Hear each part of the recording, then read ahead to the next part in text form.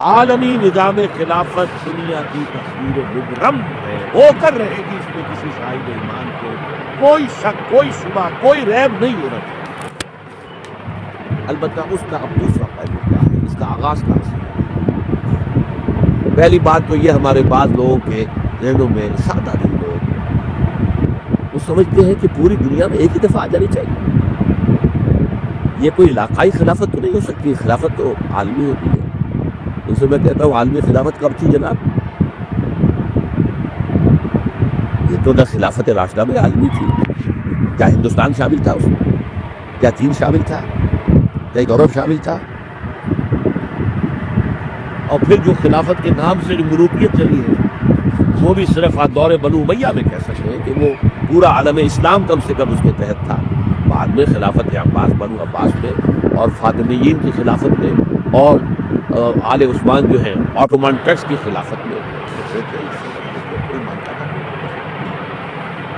اور سب سے بڑی بات ہے اگر ایک دم پوری دنیا پر خلافت قائم ہو سکتی تو حضور کے دستے مبارک سے ہوتی۔ نتیجہ کیا نکلا؟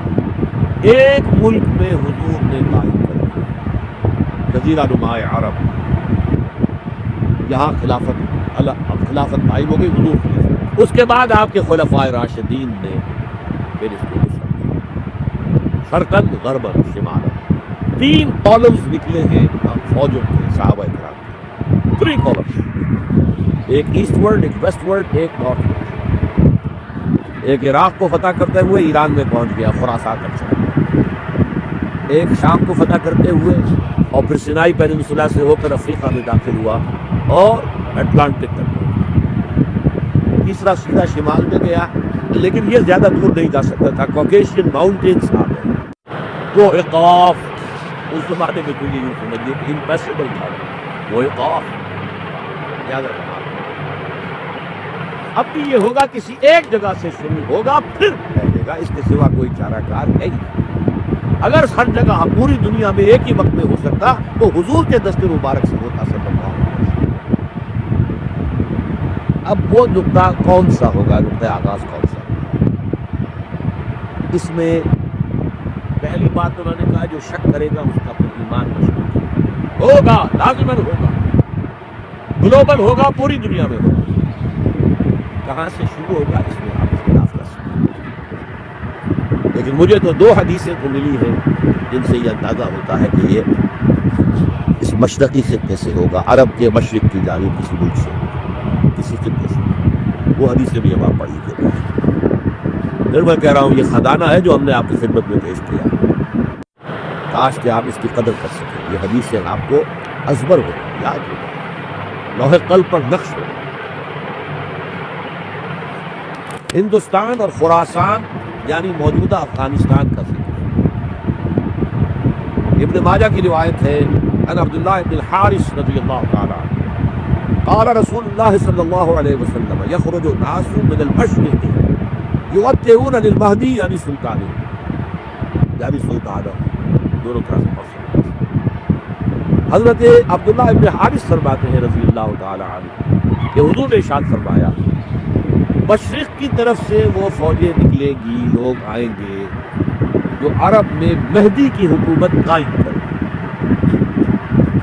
یہ مہدی کون ہوں گے اس کا ذکر میں ذرا بعد میں کروں گا، لیکن نوٹ کر لیجیے کہ مہدی سے پہلے لازماً کسی مشرقی علاقے کے اندر وہ نظام قائم ہو چکے گا، تب وہاں سے فوجیں آئیں گی۔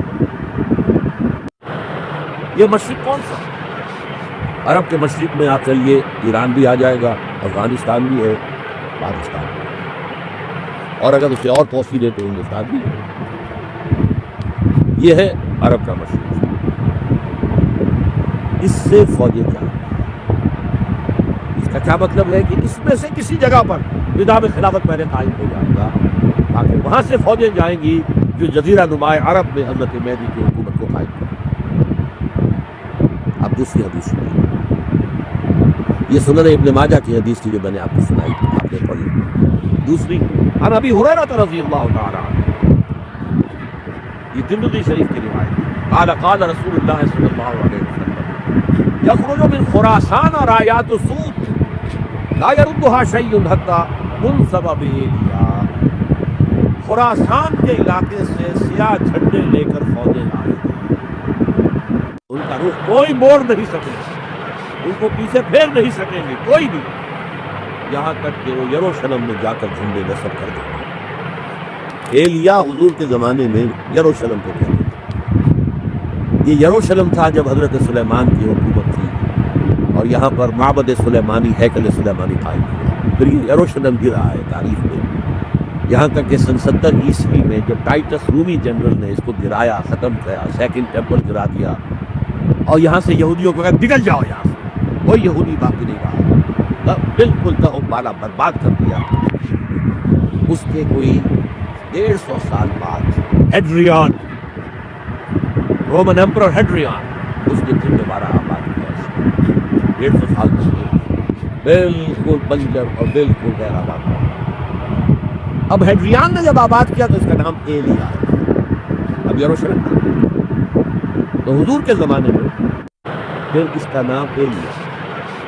اور اب اس سے کیا معلوم ہو رہا ہے کہ یروشلم مسلمانوں کے قبضے سے اسے نکلا ہوا. ایک دفعہ پہلے نکلا تھا، سن 1099 عیسوی میں مسلمانوں کے ہاتھ سے نکلا. کروسیڈرز، عیسائیوں نے آ کر اس کو قبضے میں لیا، لاکھوں مسلمانوں کو مارا. اس کو 1187 عیسوی میں واپس لیا ہے. کس نے لیا ہے؟ سلام الدین ایوبی ترک. عرب کھوکھلے ہو چکے تھے، عربوں نے کھویا، واپس نہیں لے سکے. بہت حکومت کر چکے تھے، 400-500 برس کی حکومت کر کے، اور ان کے عیش اور ان کے آرام اب ان میں جان نہیں تھی کہ وہ واپس لے سکے. واپس لینے والا گرم ترک صلاح الدین ایوبی. تو گویا کہ اب آپ سمجھئے کہ 88 برس تک عیسائیوں کا قبضہ رہا ہے. اب 1967 میں یہودیوں نے قبضہ کیا ہے، اور اب 38 برس میں 88 نہیں 38 برس میں. لیکن وہ دور آئے گا کہ اب پھر لیں گے. لینے والے عرب بھی نہیں ہوں گے. خراسان کے علاقے سے فوجیں. یہ خراسان کیا تھا؟ ایلیا تو میں نے آپ کو بتا دیا، یروشلم کا نام ہے. خراسان اس زمانے میں ایک بہت بڑے ملک کو کہتے ہیں. کچھ حصہ پاکستان کا بھی اس میں شامل ہے، کچھ حصہ ایران کا بھی ہے. ایران کے اس حصے کو اب بھی خراسان کہتے ہیں. وہ ایک صوبہ ہے. خراسان ایک صوبہ ہے ایران کا، چھوٹا سا. پاکستان میں خاص طور پر یہ جو علاقہ مالاکنڈ ایجنسی کہلاتی ہے، اس سے اوپر جتنا علاقہ ہے، اور یہ جو واخان کی ایک پٹی آتی ہے اوپر، واخان افغانستان کی ایک پٹی سی دم سی چلی آتی ہے.